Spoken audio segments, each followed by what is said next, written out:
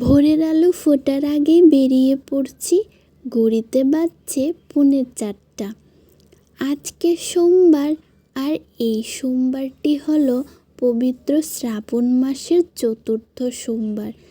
আজকে সবাই মা, মাসি, বোনেরা মিলে যাচ্ছি মহাদেবের মাথায় জল ঢালবো বলে। গেটে ছিল তালা, ওয়াচম্যান দাদাকে ডেকে বললাম তালাটা একটু খুলে দিতে। বড় রাস্তায় বেরিয়ে দেখি কত কত মানুষ জল নিয়ে মন্দিরের উদ্দেশ্যে রওনা হয়েছে। এরা সবাই আসছে সুদূর খয়েরপুর চতুর্দশ দেবতার মন্দির হয়ে। একবার আমরাও জানেন গিয়েছিলাম চতুর্দশ দেবতার মন্দিরে জল আনার জন্য। গিয়েছিলাম পায়ে হেঁটে, কিন্তু ফেরার সময় আর আসা সম্ভব হচ্ছিল না। যারা এত দূর থেকে জল নিয়ে আসে, সত্যিই তাদের মনে খুব ভক্তি। ওদের জন্য এখানে একটু জলের ব্যবস্থাও করা হয়েছে। অনেক দূর থেকে আসে তো সবাই, একটু জল পান করে একটু বিশ্রাম করে তারপর বাকি রাস্তাটা যাবে। যেতে যেতে আমরাও দেখছিলাম কত মানুষ ভার বয়ে নিয়ে যাচ্ছে। এক দুজনের সাথে কথাও হচ্ছিল, ওরা নাকি এবার 6 নাম্বার, কেউ 5 নাম্বার মন্দিরে জল ঢালবে। কেউ বেরিয়েছে রাত 10টায়, কেউ 11টায়। আমরাও পৌঁছে গেছি শতদল সংঘের সামনে। এখানে একটু অপেক্ষা করছি, ছোট মাসিরা এই রাস্তা দিয়েই আসবে।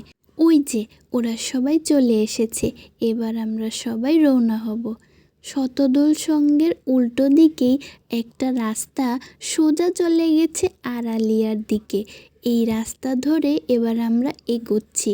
রাস্তাটায় খুব একটা লাইটও নেই, আর ভীষণ অন্ধকার। যারা যারা ফোন নিয়ে এসেছি, ফ্ল্যাশ লাইট জ্বালিয়ে একটু একটু করে এগিয়ে এসেছি। রাস্তার দুপাশেই বসার জায়গা ছিল, অনেকে একটু বসে জিরিয়ে নিচ্ছিল। নদীর কাছাকাছি প্রায় চলে এসেছি, জলের কলকল শব্দও শোনা যাচ্ছে। যাদের জল ভরা হয়ে গেছে ওরা এখন ফিরে যাচ্ছে।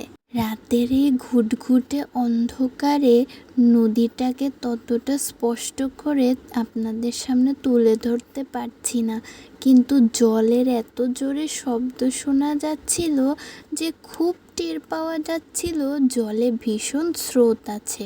দাঁড়িয়ে দাঁড়িয়ে এটাই ভাবছিলাম কে আগে নামবো কে শেষে নামবো।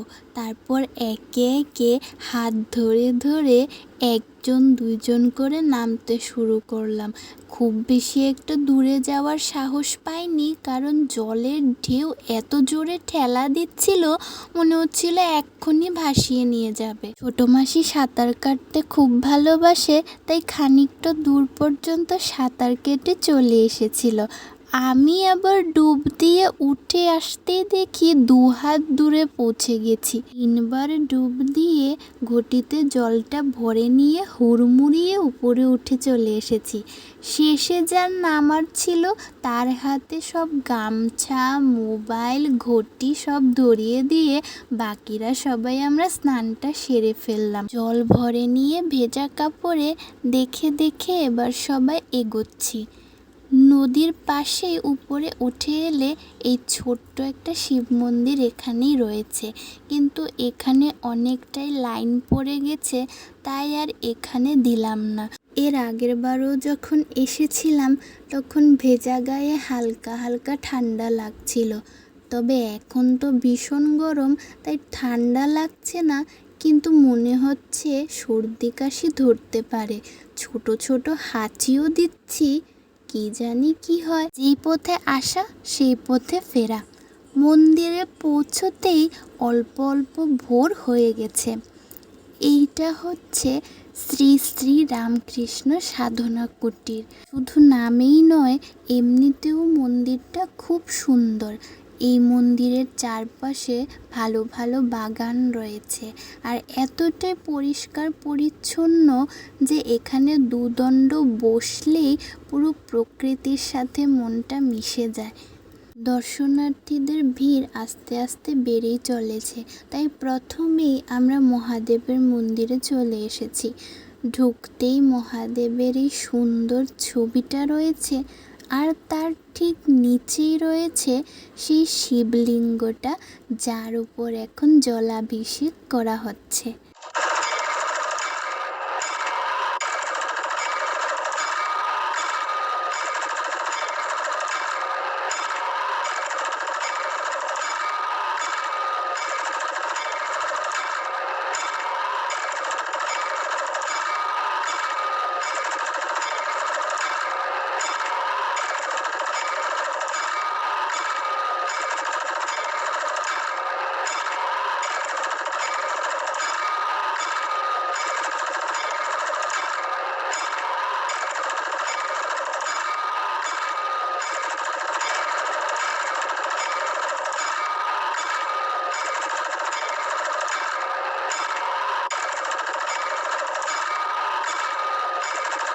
ভার নিয়ে যারা দূর দূর থেকে জল নিয়ে এসেছে তারাও খুব আনন্দ উৎসাহের সঙ্গে মহাদেবের মাথায় জল অর্পণ করছে।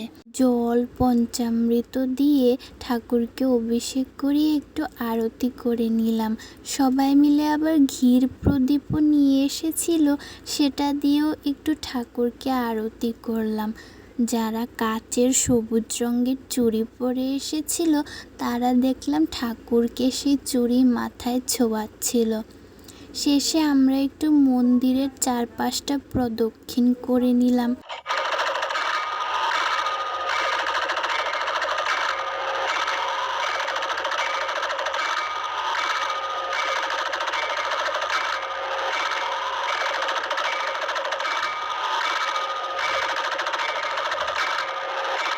অনেকেই জল দিয়ে ভাঁড়গুলো এখানে রেখে গিয়েছে। ভাঁড়গুলো দাঁড়িয়ে দেখছিলাম, কি সুন্দর দেখুন, ওরা সবকটা নিজের হাতে বানিয়ে নিয়ে এসেছে। আর এই ঘটগুলো এখানে তুলসী বেদির কাছে রাখা ছিল। পুজো সেরে নিয়ে মূল মন্দিরের সামনে চলে এসেছি। এই মন্দিরের একটা ব্যাপার যেটা আমি শুনলাম আর আমার খুব ভালো লেগেছে, সেটা হলো এই মন্দিরে যারা পুজোর কাজ করে থাকেন বা অন্য সেবা যারা করে থাকেন তাদের বেশিরভাগই হচ্ছে মহিলারা। এখানে সব মাতাজিরা থাকেন, ওরা মেনলি হচ্ছে মা শারদার ভক্ত। যখন আমরা জল আনতে যাচ্ছিলাম তখনও ঝিরঝিরে বৃষ্টি পড়ছিল। এখনও আকাশটায় বৃষ্টি বৃষ্টি ভাব, একটু একটু করে বৃষ্টি পড়ছে। পুজো শেষ, এখন বাড়ি যেতে হবে। বাড়িতেও মহাদেব আছে, তাই নদীর জল কিছুটা ঘটে রেখে দিয়েছি। বাড়িতে গিয়ে এই জল দিয়েই মহাদেবকে স্নান করাবো। যখন আমরা ফিরছিলাম তখন রাস্তায় এত মানুষ দেখে তো আমি অবাক হয়ে গেলাম। কত দূর থেকে এরা সবাই ভার বয়ে নিয়ে চলে আসছে।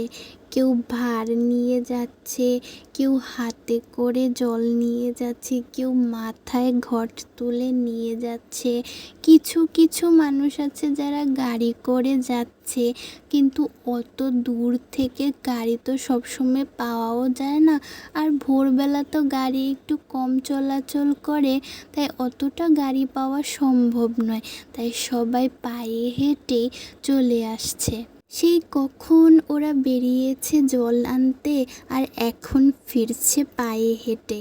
এত দূর থেকে সবাই পায়ে হেঁটে ফিরছে, কিন্তু ওদের চেহারায় এতটুকু ক্লান্ত ভাব নেই। এ যেন এক অপূর্ব মহোৎসব। সবাই একসাথে ভার বয়ে নিয়ে যাচ্ছে, কেউ নাচতে নাচতে, কেউ গাইতে গাইতে, কেউ গানের তালে তালে, কেউ জয় মহাদেব বলে যাচ্ছে। খুব ভালো লাগছে দেখে। মহিলারা সব লাল পাড়ে সাদা শাড়ি পরে কতটাই না সুন্দর লাগছে সবাইকে দেখতে। আমরাও এবার ঘরে চলে এসেছি। এবার ঘরে মহাদেবকে জল দিয়ে ঠাকুরকে পুজো করে নেব। এই ব্লগটা আজকে এখানেই শেষ করছি। আপনাদের এই ব্লগটা কেমন লেগেছে কমেন্ট করে জানাবেন। আর কে কোথায় শ্রাবণ মাসের সুন্দর সোমবারগুলো পালন করছেন, কিভাবে পালন করছেন কমেন্ট করে অবশ্যই জানাবেন। টাটা।